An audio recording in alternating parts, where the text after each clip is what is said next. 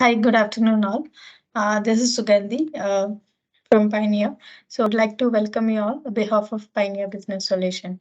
We are majorly into end-to-end learning solutions for across the globe on across the technology, and we do very specialized and well known in the market for all the clients and meeting their expectation according to their needs.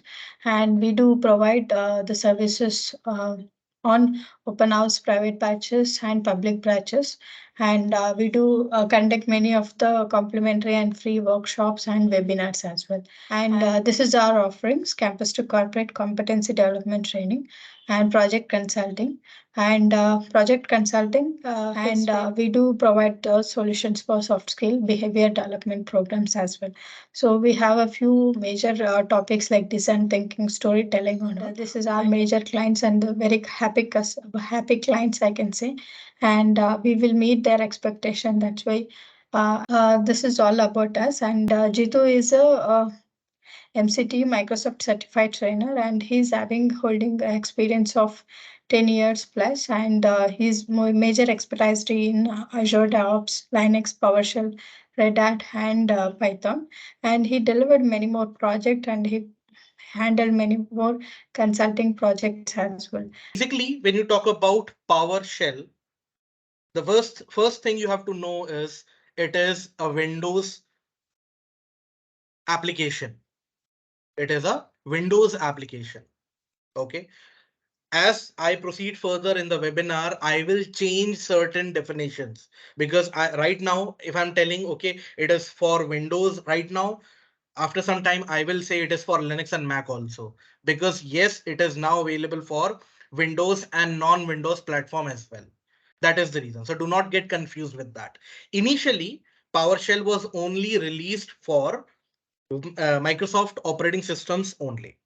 Okay, so it is very much similar to command prompt, like how you get command prompt by default with your operating system. Let it be a Windows server machine, let it be a Windows client machine.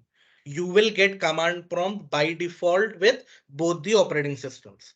In the same exact manner, now we have PowerShell also available with both client and server operating system as well. Basically, today we'll start with what is PowerShell. Okay, because we need to know the basics of it. Then we'll be going through the PowerShell. You must be obviously thinking, Jitu, when already command prompt is there, why we need PowerShell? It is a valid and genuine question. So I will be clarifying that as well. Then various PowerShell versions. Your PowerShell version is not gonna stick with only with one single version. There are multiple versions available, and depending upon the requirement, you have to use the uh, proper version. Some features are supported in some versions, some features are not supported in another versions. You have to be very much careful. Then which version to use? Obviously, when you have multiple versions available, then you have to know that which exact version you should be using in your environment. Then working locally.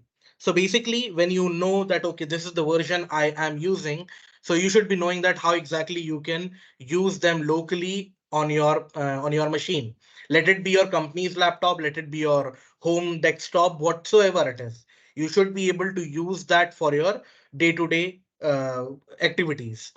Then how you can fetch. This is a very interesting section about PowerShell.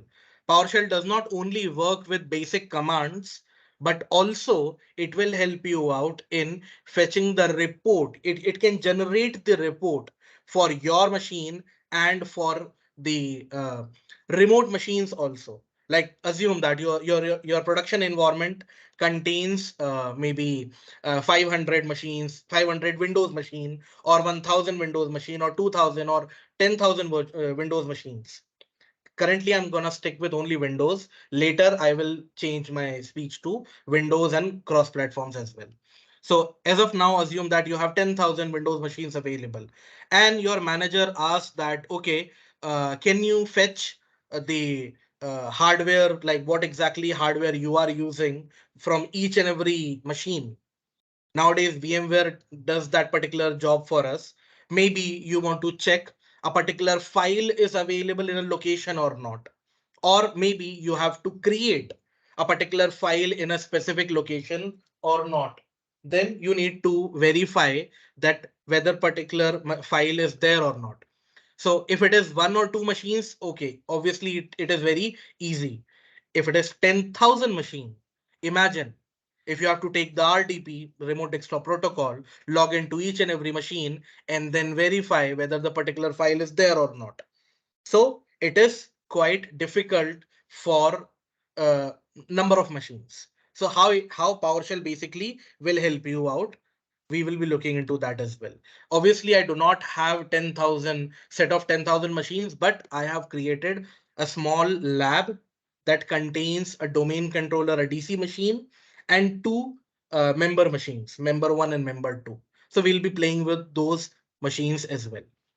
Then how you can fetch the reports, whether a particular service is running or not running.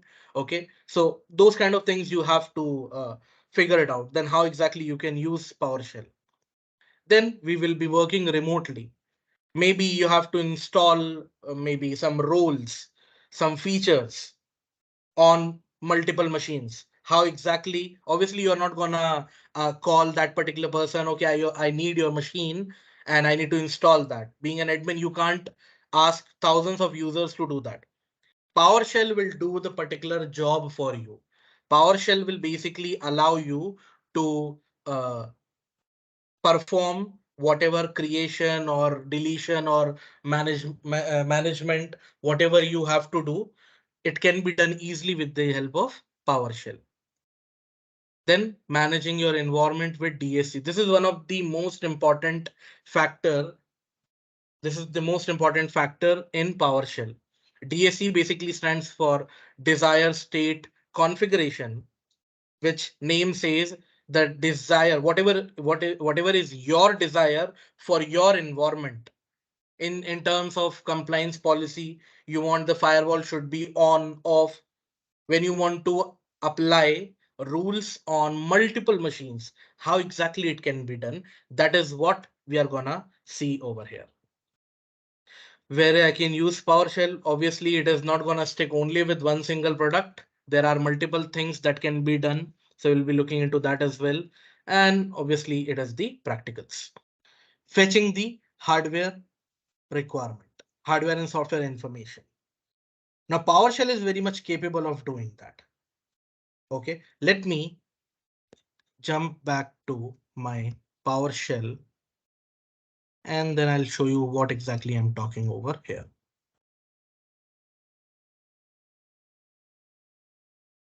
Now, here I want to just let me take a simple example. If I'm going for some trainings, generally this happens when I go for a training. The client company, they will ask my laptop details. Okay. They will ask for some serial number. They will ask for some BIOS information, anything. Now assume that you have to fetch out the BIOS information. Initially, what you will do, if you don't know about these kind of tools, you'll simply take a screwdriver and start unscrewing, or you go to internet and then start searching for some commands. One of the easiest command is get hyphen wmi object hyphen class win32 underscore BIOS. Simple. Enter, and here is my BIOS information. Simple. You want to target only the serial number of it, you can take everything into bracket and then only target the serial number. Okay, let me copy paste. Check. It is only pointing the serial number over here. Now, if you look at this particular report, it says basically this is an HTML file. I took the HTML file snippet and then I have pasted over here. I will be sharing this script also. It is not something very unique I have done, but if you want to fetch the basic information, this script does it for you. So basically you can see here, this is the server info, my local machine IP address generated on this date and time. computer system information. So my machine name is work PC Dell. This is the model number. These are the physical processors, logical processors, memory in GB, DNS, and the work group domain name. I'm using Windows 11 Pro 64-bit. This is the version and this is the installed date. This is the physical memory information over here. Okay, like that I have software information and my other informations as well. This each and every information I have fetched out from the PowerShell script itself.